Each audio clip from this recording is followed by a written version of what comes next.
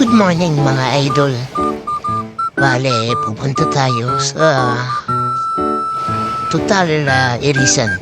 Pupuntahan natin ng kapatid ng aking girlfriend si Pat. At kasama niya ang kanyang girlfriend si Rena. Kasama na rin yung isa niyang tropa si Daryl. Singit ko lang po mga idol. Pa-follow ng aking page sa YouTube. KG Vlog. Search na lang po yan. And ipipin ko siya dito sa taas. Mga idol. Pa-follow na rin po ang aking Facebook and IG account, Kevin Garcia Velasco. Time check po tayo mga idol. Bali, 8:40 na ng umaga. 8:30 dapat nandun na ako sa Total Irisan. So, alit ako ng gising. Yun, para ako tuloy nag-aabol ng oras. Dahil tagal na ata nilang naghihintay sa Total Irisan kung saan kami makikita-kita. Pagdating ko nga dito sa Total Irisan, akala ko wala na sila, umalis na. Dun pala sila sa gilid, dito sa harap ng taxi.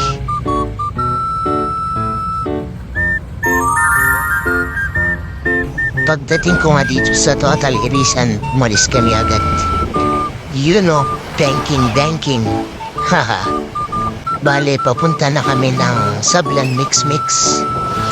Doon kami mag-breakfast. Breakfast ride. Yun ang tawag nila.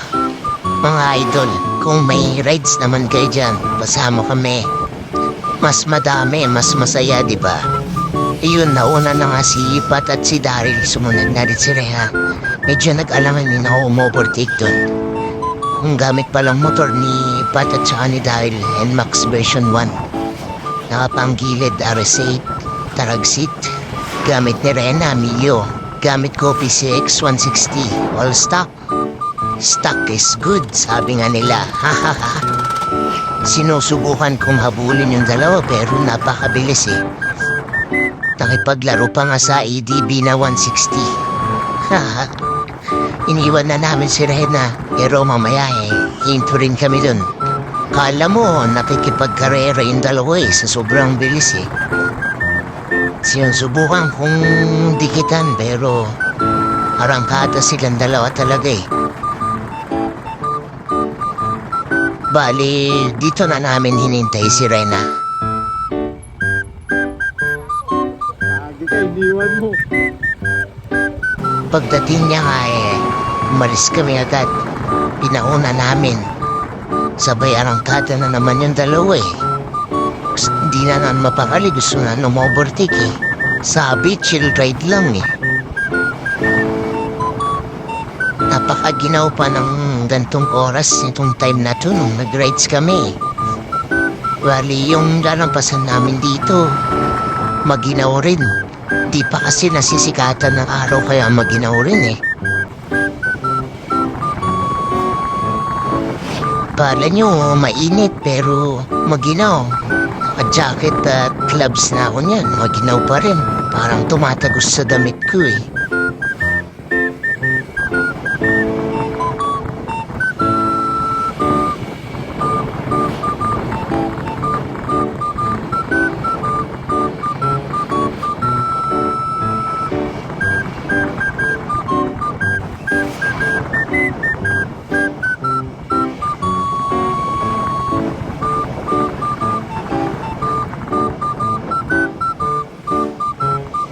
Dito na nga yung isang part na maginaw.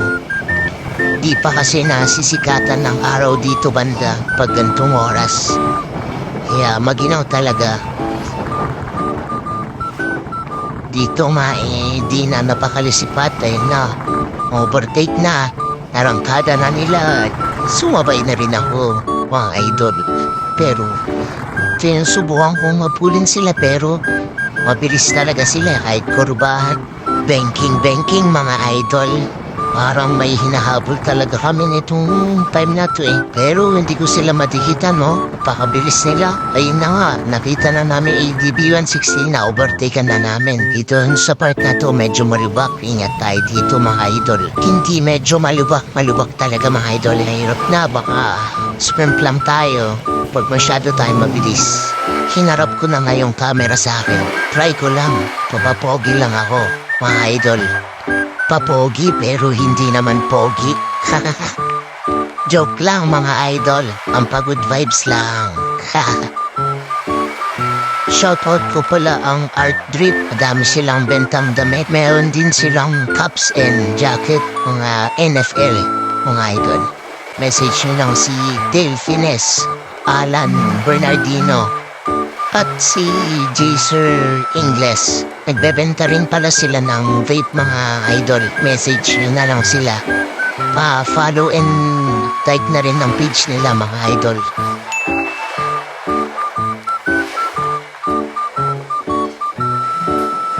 May nakasalubong nga pala kaming dalawang NMAX version 1 dito. Pinosinahan kami. Pinosinahan rin namin.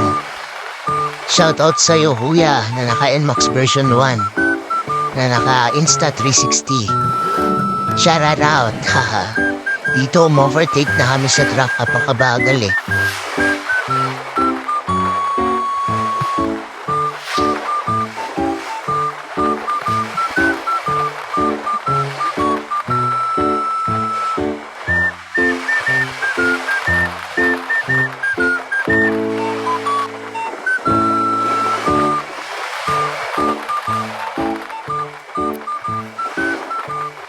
Ayun, nandito na nga kami sa Sablan Mix Mix. Touchdown! Mga idol, breakfast na tayo dito mga idol. Kain tayo ng Mix Mix. Ang Mix Mix nga pala ay parang adobo, yung timpla. Bali, meron siya mga intestine ng baboy, karne, taba. Basta parang adobo talaga siya mga idol. Masarap dito, try nyo. Meron din silang binebentang fried chicken. Masarap rin. Try nyo rin yan. Nakadalawang rice pa nga si Pat. Medyo nabitin nata sa isa. Pagkatasan kumain, nagpahinga kami saglit. Tapos umalis na kami. Tas nagpark kami dito. Napitikan pa nga kami ni Daryl. Bali, ito yung time na pinitikan niya kami sa kamera niya.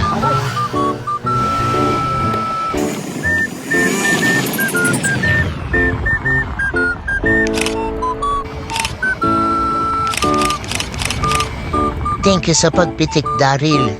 Shoutout sa'yo.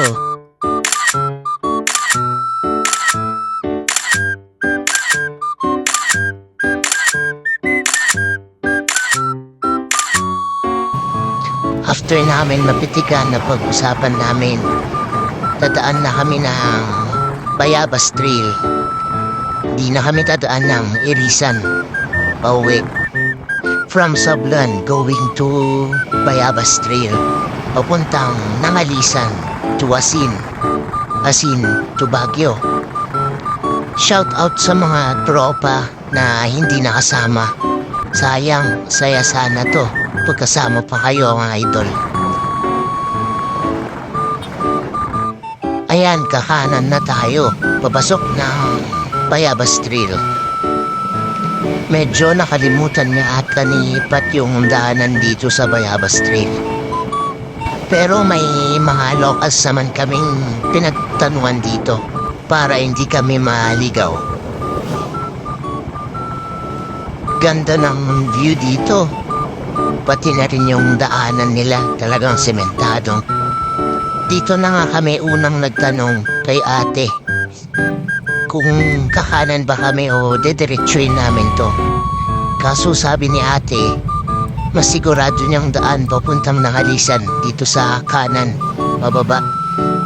Pero meron din parang daanan pag dineretsyo namin yan. Ituturo ko rin mamaya. Madami nga palang part dito na malubak.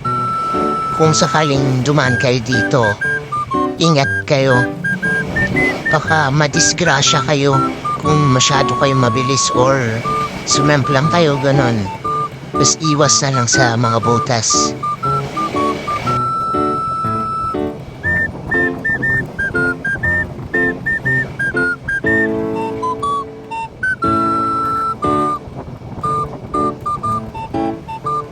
Dito dapat kumaliwa kami. Kaso kumanan kami pababa. Pero may napagtanungan naman kami dyan. Una yung bata tinanong namin kaso hindi niya alam. And kinausap ni Pat, pumaba ulit kami. Naghanap kami ng ibang pagtatanungan. Tapos dito sa store, tinanong namin. Sabi dapat kumaliwa daw kami. Balik daw kami sa may pakaliwa daw dapat kami dumaan. Tapos shoutout kay kuya, nag-hi, you know. Ayan, di namin kasi binasa yung signage. And kakanan kami dito. Kanina pa lang dapat kumaliwa na kami para di kami naligaw. Ayan, puro lubak-lubak na naman. Daming butas. Kaya medyo nagdahan-dahan kami dyan. Pero parang mabilis pa rin. Tapos dito, kala namin natumba na si Rena. Niintay namin. Akala ni Pat tumumba nga talaga kasi tagal ni Rena. Kaya binalikan ni Pat si Rena. Balak rin namin balikan kaso nung bebelta na kami, bigla namin siya nakita pababa na. Kaya nagpark muna kami dito. Hintayin namin sila.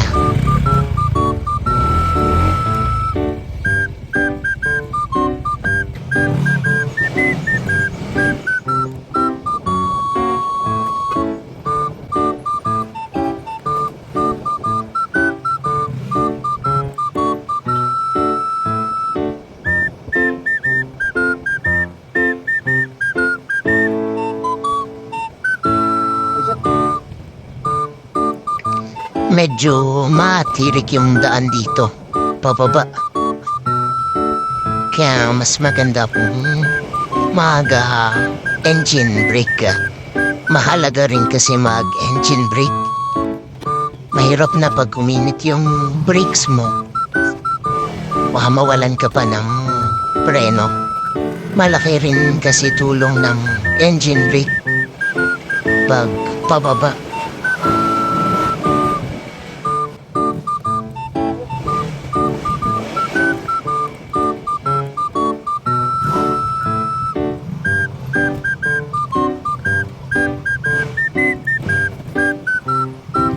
Bale dito, kakaliwa ulit tayo dito. Going ng Alisan, Alagay.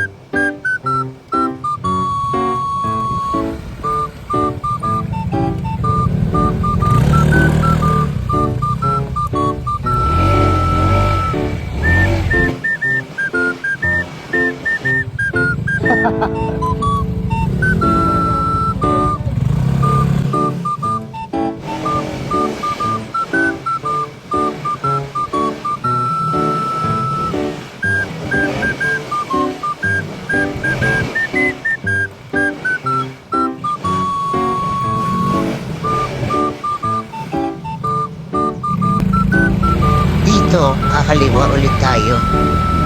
Going ng Alisan to Asin.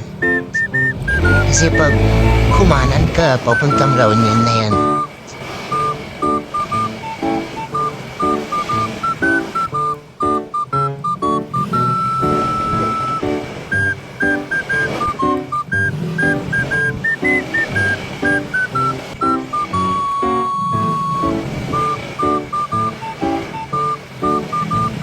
Ayan, yung sa kaliwa. Yan dapat yung daan pag diniretso namin yung kaninang pinagtanungan namin kay Okay pala dun, no? ate.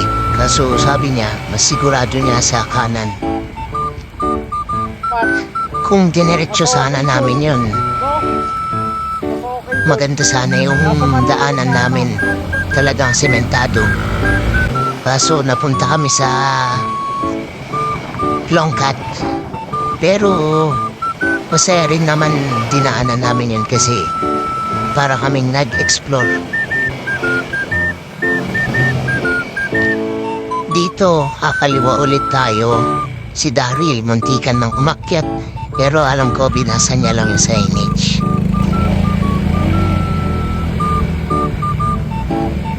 Ayan, puro pababa na yung daan dito, going ng Alisan. Mahalaga mag-engine brake tayo. Mahirap na madisgrasya kung nawalan tayo ng preno. Bali yung engine brake ng PCX 160, nagre-range siya ng 23 to 30. Ayun ang pagkaadam ko kasi. Correct me if I'm wrong na lang mga idol. Mga basic safety precautions lang. Mga alam natin mga idol pag nagra-rides tayo. Pero sa susunod na rides natin, alamin muna natin mga mahalagang safety precautions bago tayo mag-rides mga idol. Puro pababa talaga dito mga idol eh. Kaya nakakatakot rin kung nakababad yung preno nyo dito. Pero mas safe na rin kung mabagal tayo magpatakbo dito pababa.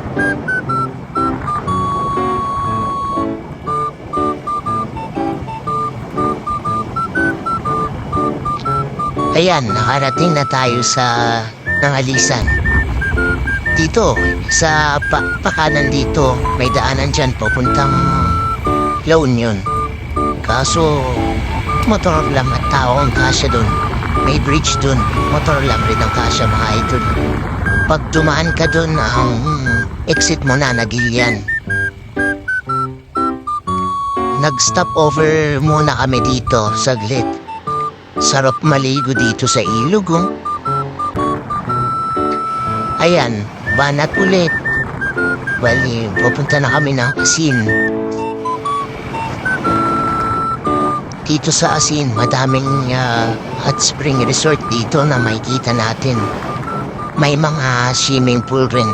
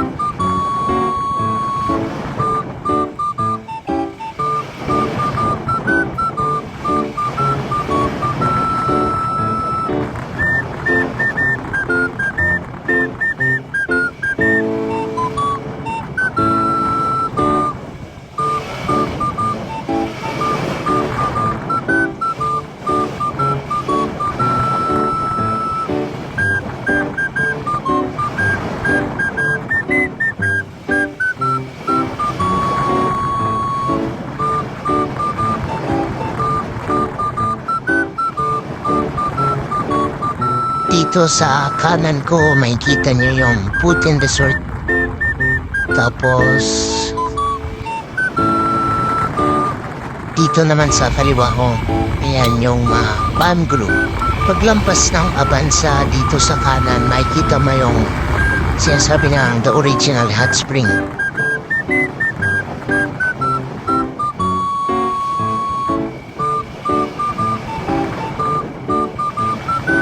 Ito naman po makikita natin yung Riverview Resort sa kanan, mga idol.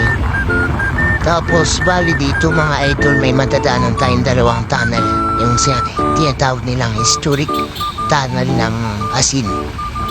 Itong tunnel na to ay 158 meters sa alam ko. Tapos yung isa naman is 95 meters yung haba.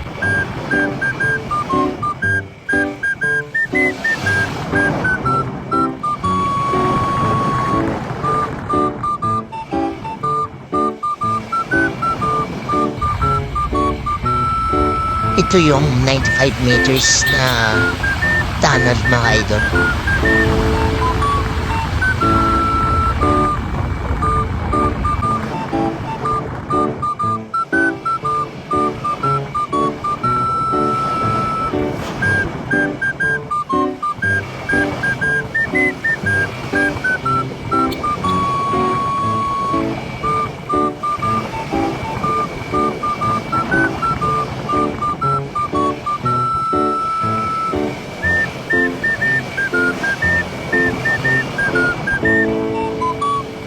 Ayan, medyo malapit na nga kami sa Baguio. Bali, yung phone ko, hindi ko na-charge. Malapit na ako malobat. Dun sa mismong tapat ng Bencab, dun nalubat ang aking phone. Kaya hindi ko na na-record hanggang Baguio yung rides namin. Pero okay lang. Ito naman idol yung Neverland Mountain Resort. Bali pataas yan, matirik. Kaya pag balak nyong pumunta dyan, change to logger kayo talaga dyan mga idol para di kayo mabitin mga idol.